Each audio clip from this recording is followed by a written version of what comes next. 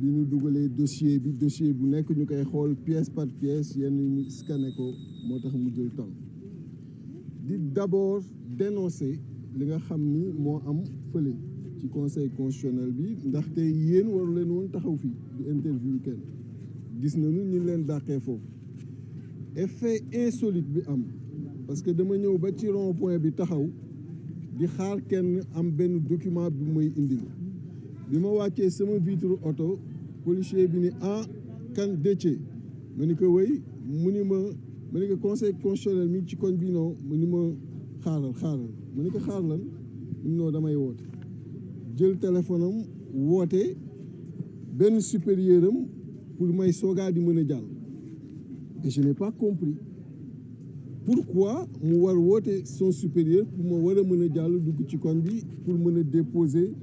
liste bi nga xam ni recours yi nga xam ni moom la ñu indi woon mais pour wax rek déjà ñoom ci njàqare bi nga xam ni moom la ñu nekk mais nanu def ndànk jaru ko dañu ñëwoon tey ginnaaw bi ñu notifié démb direction générale des élections irrecevabilité liste majoritaire bu Yewwi Askan Wi bu département de Dakar ñëwoon tey dans les 24 heures li nga xam ni moom la loi bi wax ñëw conseil constitutionnel pour def benn recours en contestation ci rejet boobu nga xam ni le ministre chargé des élections Antoine Diome def na ko muy ministre partisan bi nga xam ni aussi amul maîtrise des textes parce que suivrul évolution texte yi ku nekk xam na ni en son temps ci article bu njëkk bu 173 dañ doon wax ni effectivement retrait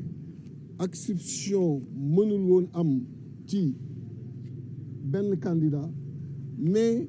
ci code électoral bu bees bi loolu dafa dañ loolu xam naa xamu ko jàngul code électoral bi moo tax mu notifié ñu rejet bi nga xam ni moo am ci liste majoritaire bu département de Dakar ñu ñëw def recours en contestation fii ci conseil constitutionnel indil ko dossier wu ñi nga xam ni déjà ñoom ñoo démissionné retiré wu ci liste bu Dakar mais également indil ko dossier wu ñi nga xam ni ñoom ñoo koy remplacer donc opération bu simple la bi nga xam ni tey code électoral bi daf ci mué ci article bu njëkk ba 173 mi ngi ci woon mais tey interdire ñu ko donc warul ñun empêcher ñu def ko depuis àllarba boobu ñu demoon ci direction générale des élections déjà ñu refusé pour recevoir suñuy dossier refusé pour que huissier de justice dugg si altine bi mujj également la même chose def naa 1 heure de temps ci biir direction générale des élections di leen xamal ni xanaa li gën a jekk te normal mooy bu nit indee courrier nga mën a réceptionner courrier bi defal ko décharge boo koy tontu nga tontu ko mais ñun duñu jël courrier kooku amul fenn ci Sénégal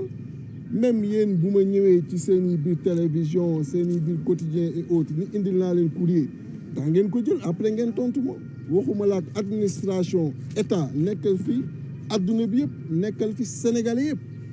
pourquoi nga war indi benn courrier ñun la doo ko jël waxuma la sax ci ay électeurs rek ay coalition mais chaque citoyen bu romb indi un courrier war nañ ko mën a jël tontu la donc pour wane rek déjà ni ñu commencé di salfaañe yoon ci biir réew mi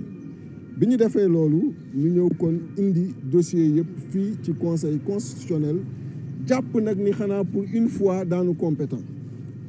pour une fois duñu déclarer incompétent sur une chose pour une fois daanu déclarer compétent ci li nga xam ni moom la ñu yoon may pour que ñu mën a def substitution yi war ci liste bu Dakar beneen recours bi ñu introduire mooy li nga xam ni dafa ni weng wër àdduna mooy li Benoît Sambou déposé le 4 mai ñëpp gis ni moom moo photo wu ci wetu madame Aminata Touré di wane ni déposé nañu ay parrain fii ci commission de réception des dossiers au lieu de 55 327 ñu déposé 55 328 dégg naa madame Aminata Touré ni non loolu dépassement mineur la déjà kooku aveu la parce que dans ce qu'elle a dit il y a le mot dépassement la qualification de mineur ou majeur ça incombe ci ki koy wax mais dépassement am na donc elle l'avoue quand elle avoue que dépassement am na mooy génn na ci li loi bi wax parce que loi bi moo encadré ban intervalle la parents yi war nekk yow boo ci génnee ça veut dire que def nga lu loi bi waxul comment nga mën defee lu loi bi waxul ba pare bëgg ni da nga war a am liste ci élection ñuy fàttali ni déjà dépassement moo tax kii di le maire Bamba Fall bi mu nekkee mandataire u gëm sa bopp fii Dakar bi mu ñëwee déposer 100 candidats dañu ko 55 la woon pourtant dafa génn bëgg dugaat rek ñu ni ko béy wéy na mbuus mënoo ko changer fële ne le ca Kédougou Girassi dañ ni ko woon 16 suppléants nga war am mu indi 11 au lieu ñu may ko mu compléter 5 suppléants yi ñu ni ko indi woon nombre bi war kon doo bokk élection ñii ñoom ñëw dépassé seen bopp ñu ni dépassé nañu ba pare ni ñoom dañuy bokk élection alors que kenn fàttewul en 2019 yàggul bay fàtte di fi xaj ñetti at la rek que ni Malick Gakou conseil constitutionnel bi mu dépassé nombre de parrains yi nga xam ni moom la ñu waxoon conseil constitutionnel dafa génne donc décision ni ko yow mënoo bokk ci élection kon tey mënul nekk Benno Bokk Yaakaar bokk kon Benno Bokk Yaakaar du bokk ci élection législative yi ñu jëm ci 31 juillet 2022 donc ñu indi recours boobu tout de suite déposé ko balaa ñu naan jot naak jotul parce que comme ñoom des fois délai yi suivant ni mu leen arrangé lañ koy interpréter moo tax ñu ñëw déposer recours boobu di xamal nag président Macky Sall lu simple mënoo ñëw ni nit dafa fauté en ni que doo bokk yow nga fauté en 54 ni damay bokk mënoo wax ni nit dafa fauté ci benn circonscription électorale du bokk mën ma fauté ci 54 circonscription électorale ndax waroo am liste fenn ni damay bokk kon état bi na xam état wu ñëpp la te déjà même lii nga xam ni tey jii nii moo xew ci liste Yewwi Askan Wi loi bi permettre na tey mu am ay substitution mais ñoom li leen dal loi bi da ci leer nañ da ci wax mu am également jurisprudence bi ñu tuddee jurisprudence Gakou mais na Sénégal yëpp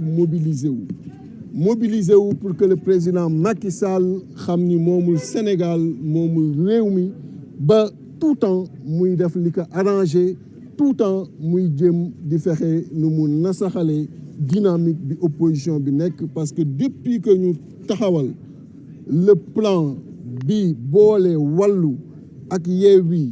communément appelé PDF boobu ba tey dafa nelawatul parce que on a fait une étude minutieuse qui montre que département yu bëri à l'intérieur comme à l'extérieur ñaari forces réunies yooyu dañ koy romb nekk ci kanamam et dañu contourner le raw gàddu bi nga xam ni tey da ko doon permettre même avec une voix mu jël tous les députés qui étaient prévus dans une zone. mais jàpp nga ni tey est-ce que li nga xam moom mooy seen recours bi jàpp ngeen ni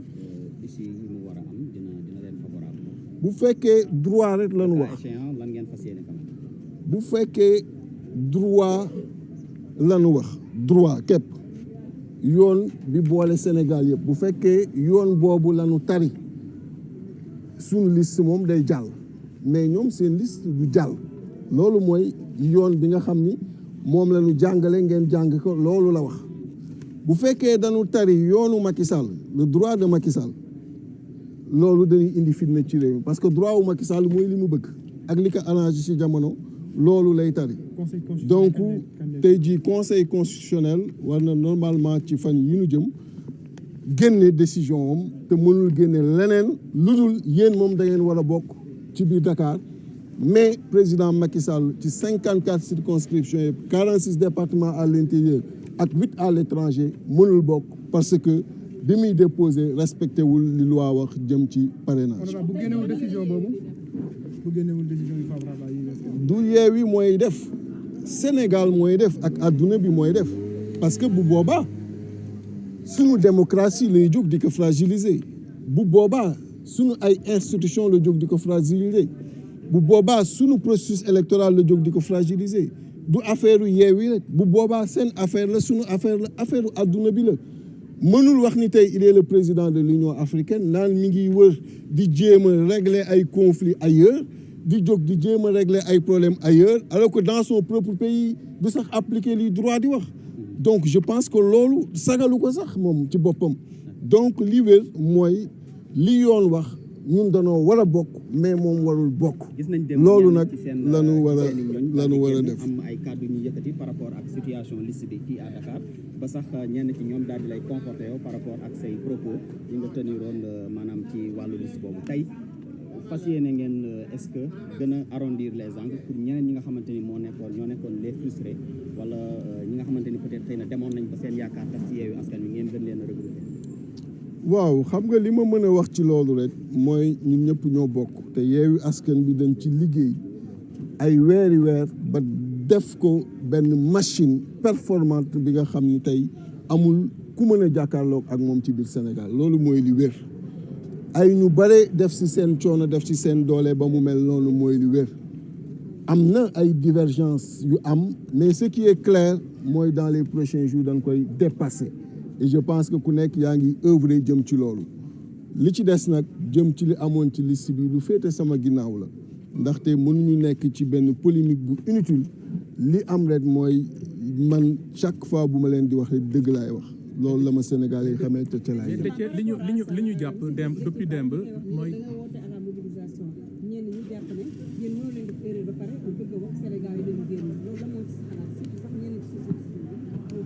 ban société civile moo ko wax. mooy ñan ci may ñan ci la. pour ma conforter moom justement seen biir am na ñu jàpp ne. da ngeen def ñan ci la erreur am na naïveté ak. déggoo ma ni la xam nga tey jii nii le problème nekkul ci juger parce que boo bëggee dugg ci jugement rek déjà yaa ngi génn ci verdict bàyyi nga droit yaa ngi yem ci loolu xam nga tey ngay defar tali bi nga def une erreur ci ni nga ko war defee ñu may la possibilité nga rectifier ko est-ce que da ngay des ci erreur bi wala da ngay des ci rectification bi nga xam ni moom nga war def pour avancer ñun nekkuñu ci loolu fi mu toll nii ci li ñu nekk mooy yoon may nañu loolu tey jii nii ñu mën ko corriger def ay substitution pour mën a bokk au niveau de Dakar donc ñun ci loolu la ñu nekk bokk au niveau de Dakar parce que moo jaadu yoon may nañu ko li ma wax nii dama ko wax ci wolof mu leer nañ dama ni article 173 bu njëkk ba dafa waxoon ni kenn mënul génne kenn mënul tamit remplacer mais ci code électoral bu bees bi loolu dañ ko cee dindi lu ñu dindi nag mooy kenn tereetu ko aussi simple que ça donc buñ ko terewul lu tax du ñu may nit ñi ñu def ko loolu ci la Yewwi Askan Wi nekk mais nag aussi même loi bi même code électoral bi moo wax ni ku joxe ci ba ngay déposer nombre de parrains yu ëpp bokkoo loolu aussi loi bee ko wax te loi boobu appliqué wu na en 2019 ci benn candidat muy Malick Gakou kon loi boobu dafa war appliqué wu tey ci ki nga xam ni mooy Benno Bokk Yaakaar gis nga nag jeu bi ni jéem a def mais ils ont mal joué parce que après am na arrêté bu génnee ni wéy am na article 6 bu ci nekk bu réglé loolu daté du 27 avril mais difficulté bi na am après mooy journal officiel parce que journal officiel lu ni fàng la bi nit ñi demee xooli article boobu kan lañ ko fa publier ñëpp gis na nu ni le 5 mai lañ ko fa publier alors que ñoom ils ont déposé le 4 mai donc loolu mënul appliqué wu ci li nga xam ne ñoom déposé nañ ko ba pare ci ñeneen ni sax lay mën a appliqué wu bu fekkoon application dina am kon amuñu bunt bu nu mën a jaar ñoom ba bokk kon Benno du bokk. Vous venez de déposer un recours au niveau du Conseil constitutionnel. Qu'est-ce qui ressort de ce dépôt-là?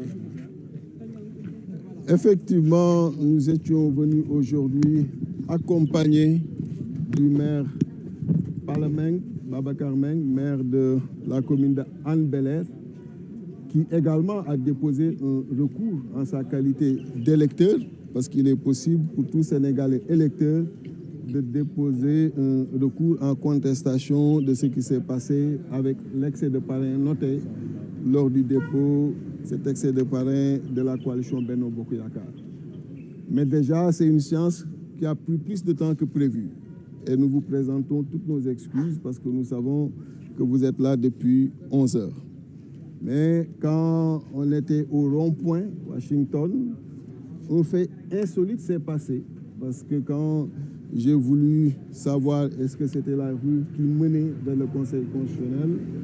le policier qui m'a reconnu m'a aussitôt demandé de m'arrêter parce qu'il doit appeler son supérieur avant que je ne progresse, ce que je n'ai pas compris. Et je lui ai clairement dit que c'est parce que j'attends quelqu'un que je suis encore là. Mais dès qu'il arrive, je partirai parce que je ne vous demande pas votre avis et je n'attends pas un ordre pour circuler dans n'importe quelle rue dans la ville de Dakar ou dans n'importe quelle rue dans le pays. Personne ne peut m'interdire de circuler parce que c'est mon droit et ce droit, je vais profondément en jouir.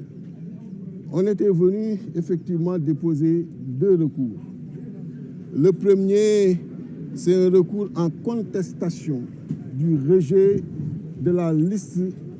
majoritaire de Yewwi Askan Wi dans le département de Dakar, après notification reçue hier de la Direction générale des élections par le ministre chargé des élections, Antoine Diome, qui est un ministre partisan, et vous le savez. Mais nous avons constaté avec cette notification qu'il n'a pas connaissance des nouvelles dispositions qui sont dans le code électoral. Parce qu'effectivement, avant, il était dit en son article L173 qu'il n'y avait ni possibilité de retrait, ni possibilité de substitution, mais une évolution a existé sur le nouveau code électoral où ces dispositions sont retirées. Donc, il n'y a plus interdiction en ce sens. Et par conséquent, on pouvait, depuis le lundi, quand on s'est déplacé au niveau de la Direction générale des élections, nous laisser procéder à ces substitutions, d'autant plus que nous étions venus avec tous les documents de ceux qui avaient décidé de se retirer, en l'occurrence Pala Samba et Joseph Sarr, mais également avec les documents de ceux qui devaient les remplacer. Mais cette opération n'a pas existé et on a même refusé à l'huissier de justice d'accéder dans les locaux, ce qui est une violation très grave. Et cette même opération a été tentée 5 jours après. Et vous avez vu également le refus que les responsables chargés de la réception des dossiers, le refus qu'ils ont apporté à l'huissier de justice et au mandataire de déposer ces dossiers. Et on est venu ici, 24 heures après la notification au niveau du Conseil constitutionnel, pour déposer ce recours, pensant naturellement que pour cette fois, les sages seront compétents dans ce domaine et vont lire le droit. La lecture du droit donnera aussitôt la possibilité à la coalition Yewwi Askan Wi de compétir à Dakar et d'avoir sa liste à Dakar. Cette même lecture du droit, parce qu'on a introduit un deuxième recours, et ce deuxième recours est en contestation de la liste de Benno Bokk Yakaar, parce que vous avez vu lors du dépôt des parrains, l'excédent avec 55 328 parrains qui ont été déposés en lieu et place de 55 327. Et vous avez vu Mme Aminata Touré, qui est tête de liste de la coalition Benno Bokk Yakaar, dire qu'il y a eu un dépassement qu'elle a qualifié de mineur. On n'est pas dans une qualification, mais on est dans un constat, le constat du dépassement. Et le dépassement à lui seul suffit, dans ce cas-là, pour invalider toutes les listes de Benno Bokk Yakaar, aussi bien au niveau national qu'au niveau de la diaspora dans les 8 circonscriptions. Et il y a la jurisprudence Malick Gakou qui est là. Vous avez suivi en 2019 ce qui s'est passé. Il a été éliminé de la compétition de 2019 seulement parce qu'il n'avait pas en son temps respecté le plafond qui était indiqué pour le nombre de parrains à déposer. Vous avez suivi lors des élections locales le rejet de la liste de Gëm Sa Bopp à Dakar. Ils ont déposé plus de candidats que prévu et leur liste a été rejetée. Vous avez vu ce qui s'est passé à Kédougou avec la liste de Yewwi Askan Wi que portait le président Moustapha Guirassy. C'est parce qu'il n'avait pas déposé 16 candidats au niveau des suppléants et en lieu et place, il avait déposé 11 qu'il n'a pas pu compétir. Donc on n'est pas là à parler de dépassement mineur ou majeur, on est là juste à parler de ce que la loi dit. Et nous pensons... Avec le dépôt de ce recours, vous avez espoir qu'il y ait eu cela à Dakar? Surtout avec les propos d'Ousmane Sonko d'hier qui disent... Il est clair que Yewwi va compétir à Dakar, sinon il n'y aura pas d'élection. Aussi simple que ça. Le président Macky Sall ne peut pas dire que vous avez fauté dans une circonscription, et ce n'est même pas une faute parce que la loi permet aujourd'hui de corriger cela. Et par conséquent, vous ne pouvez pas participer et que lui, il fait des fautes dans 54 circonscriptions, 46 à l'intérieur et 8 au niveau de la diaspora, et faire comprendre aux Sénégalais que lui, avec sa coalition, il pourra compétir. Qui de vous va accepter cela si nous tous nous sommes mus par la démocratie et un respect de notre processus électoral, mais également une modernité de notre République? Personne ne l'acceptera. Et c'est dans ce sens que nous en référons à la sagesse, pour une fois des sages, du Conseil constitutionnel, pour qu'ils disent le droit public commun que nous partageons et que le droit de Macky Sall ne soit pas prononcé, celui de faire compétir qui il veut et d'écarter ceux qui sont en face de lui et qui peuvent constituer des adversaires sérieux. Et c'est aujourd'hui la coalition Yewwi Askan Wi, dans son alliance avec la coalition Wallu, qui constitue cette menace, parce que nous avons étudié un plan de façon minutieuse qui nous montre qu'avec cette alliance, nous avons la possibilité de remporter l'écrasante majorité des départements du Sénégal à l'intérieur, mais également des circonscriptions à l'étranger, et lui imposer la cohabitation lors des élections. La conduite à tenir face donc, à ces frustrés pour la survie même de votre coalition? Vous savez, il est normal que dans la vie d'une coalition, que des difficultés arrivent. Même dans la vie d'un couple, dans nos maisons, partout ailleurs, des difficultés arrivent. Mais ce qui est fondamental, c'est de pouvoir les surmonter, de travailler à les surmonter. Et aujourd'hui, nous œuvrons tous à surmonter ces difficultés parce que nous savons que tous ceux qui sont dans cette coalition sont de grands patriotes. Et dans les prochains jours, des démarches sérieuses seront entreprises pour qu'une conférence des leaders soit convoquée et que le linge sale se lave en famille et qu'on puisse justement remettre sur pied, en marche, cette grande dynamique qui porte l'espoir de tous les Sénégalais, et nous n'avons pas le droit aujourd'hui de trahir cet espoir-là. Mais de ce pas, quand on entend... Parce que vous n'avez pas le droit d'appeler les Sénégalais donc à la mobilisation pour une erreur qui fait des commises. Vous savez, on ne peut pas rester sur cela, parce que dès lors qu'il y a une possibilité de faire participer la coalition Yewwi Askan Wi à Dakar, le droit nous donne cette possibilité. On ne peut pas rester sur ce qui s'est passé, parce qu'il faut savoir avancer. Avancer dans le sens de jouir de ses droits. Et nous avons aujourd'hui la possibilité de compétir à Dakar. Demander aux Sénégalais de se mobiliser, ce n'est pas de se mobiliser dans un combat pour Yewwi Askan Wi, c'est de se mobiliser dans un combat pour la modernité de notre République, dans un combat pour une bonne respiration de notre démocratie, dans un combat pour le respect des libertés, des droits des uns et des autres, et demander au président Macky Sall de se limiter là où seulement le droit lui demande de rester et de ne pas étendre ses pouvoirs sur qui que ce soit, encore moins sur notre processus électoral, voulant, dans certains cas, éliminer certains. Et aujourd'hui, pour ce qui est des législatives, éliminer Yewwi Askan Wi dans une circonscription et être en totale illégalité et vouloir compétir dans 54 circonscriptions. Merci.